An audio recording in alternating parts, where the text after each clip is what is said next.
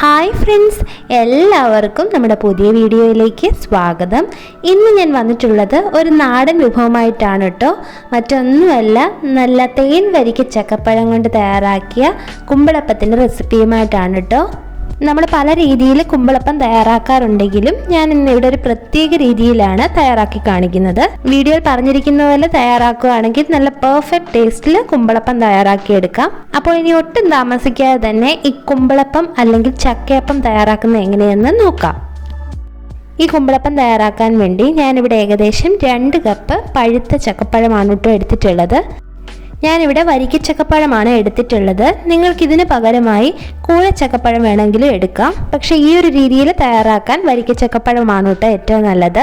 സാധാരണ എല്ലാവരും കുമ്പിളപ്പം തയ്യാറാക്കാറുള്ളത് ചക്കപ്പഴം നന്നായി അരച്ചെടുത്ത് ചേർത്തിട്ടാണ്.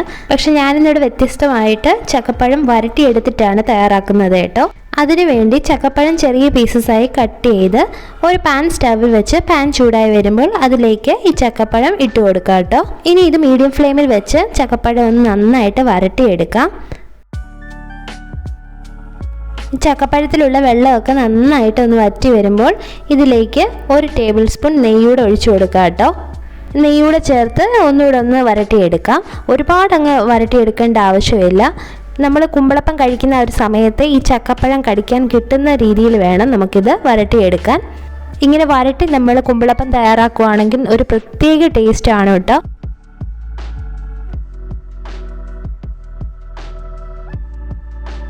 ചക്കപ്പഴം നമ്മൾ ഈ ഒരു പാകത്തിന് വരട്ടിയെടുത്തിട്ടുണ്ട് കേട്ടോ.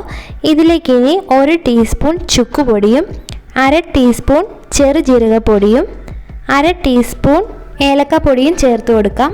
ഈ 3 മസാലപ്പൊടികളും കൂടി ഇതിലേക്ക് ചേരുമ്പോഴാണ് ഇതിൻ്റെ ഒരു പെർഫെക്റ്റ് ടേസ്റ്റ് കിട്ടുന്നത്. ഇനി ഇതെല്ലാം കൂടെ നന്നായിട്ട് ഒന്ന് മിക്സ് ചെയ്തെടുക്കാം കേട്ടോ.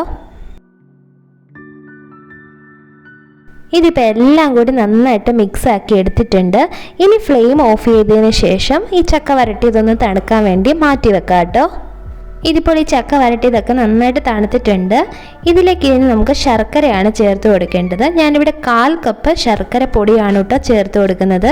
ഞാൻ എടുത്ത ചക്കപ്പഴം നല്ല മധുരമുള്ളത് കൊണ്ടാണ് 1/4 കപ്പ് ശർക്കരപ്പൊടി ചേർത്തത്. നിങ്ങൾ എടുക്കുന്ന ചക്കപ്പഴത്തിൻ്റെ മധുരത്തിനനുസരിച്ച് ശർക്കരപ്പൊടിയുടെ അളവ് കൂട്ടുകയോ കുറയ്ക്കുകയോ ചെയ്യാം കേട്ടോ.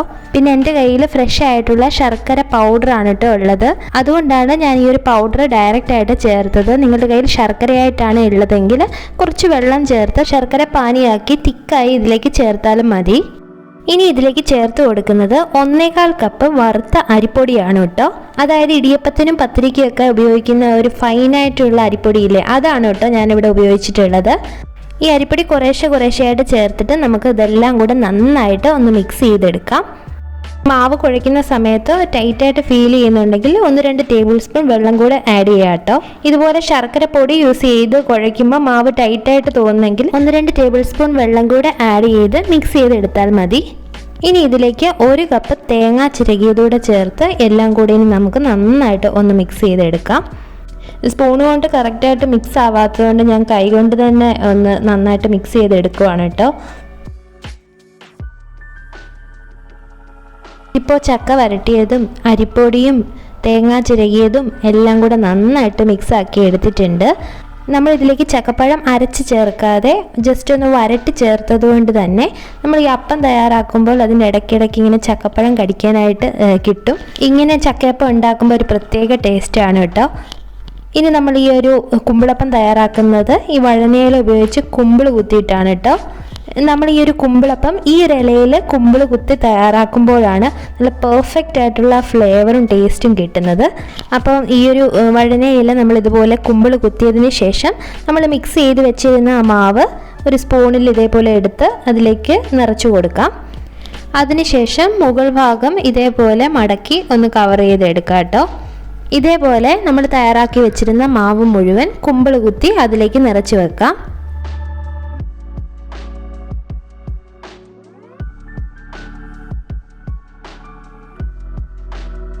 നമ്മളിപ്പോൾ ഈ തയ്യാറാക്കി വെച്ചിരുന്ന മാവ് കൊണ്ട് 10 കുമ്പിളപ്പത്തിനുള്ളത് ഫില്ല് ചെയ്തെടുത്തിട്ടുണ്ട് കേട്ടോ. ഇനി ഇതെല്ലാം ഒരു ഇഡ്ഡലി പാത്രത്തിൽ വെച്ച് സ്റ്റീമിൽ ഒന്ന് വേവിച്ചെടുക്കാം.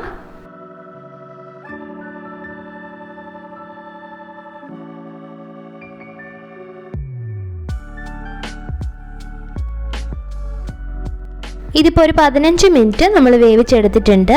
ഇനി ഇത് തുറന്ന് നോക്കാം. ഇതാ കണ്ടില്ലേ, കുമ്പിളപ്പമൊക്കെ പാകത്തിന് വെന്ത് വന്നിട്ടുണ്ട് കേട്ടോ. ഈ കുമ്പിളപ്പം വെന്ത് വരുമ്പോൾ വഴനയിലയുടെയും ചക്കപ്പഴത്തിൻ്റെയും കൂടി ചേർന്ന ഒരു നല്ല സ്മെല്ലാണ് കേട്ടോ. പിന്നെ ഞാൻ നേരത്തെ പറഞ്ഞതുപോലെ നമ്മൾ ചക്കപ്പഴം വരട്ടി ചേർത്തത് കൊണ്ട് ഈ അപ്പം കഴിക്കുമ്പോൾ അതിനിടയ്ക്കിടയ്ക്കായിട്ട് ഈ ചക്കപ്പഴം ഇങ്ങനെ കടിക്കാനായിട്ട് കിട്ടും. അതൊരു പ്രത്യേക ടേസ്റ്റാണ് കേട്ടോ. അപ്പോൾ ഇനി എല്ലാവരും തന്നെ ചക്കപ്പഴം ഇതേപോലെ വരട്ടി വഴനയിലയിൽ വെച്ച് കുമ്പിളപ്പം തയ്യാറാക്കി നോക്കിയതിനു ശേഷം അഭിപ്രായം അറിയിക്കാൻ മറക്കല്ലേ. അതുപോലെ വീഡിയോ ഇഷ്ടമായെങ്കിൽ ലൈക്ക് ചെയ്യാനും ഷെയർ ചെയ്യാനും സബ്സ്ക്രൈബ് ചെയ്യാനും മറക്കല്ലേ. സബ്സ്ക്രൈബ് ചെയ്യുമ്പോൾ തൊട്ടടുത്തുള്ള കുഞ്ഞു ബെല്ലൈക്കൺ കൂടെ ഒന്ന് എനേബിൾ ചെയ്തേക്കണേ. അപ്പോൾ ഇനി അടുത്തൊരു വെറൈറ്റി റെസിപ്പിയുമായി കാണുന്നത് വരെ ബൈ ബൈ, ടേക്ക് കെയർ.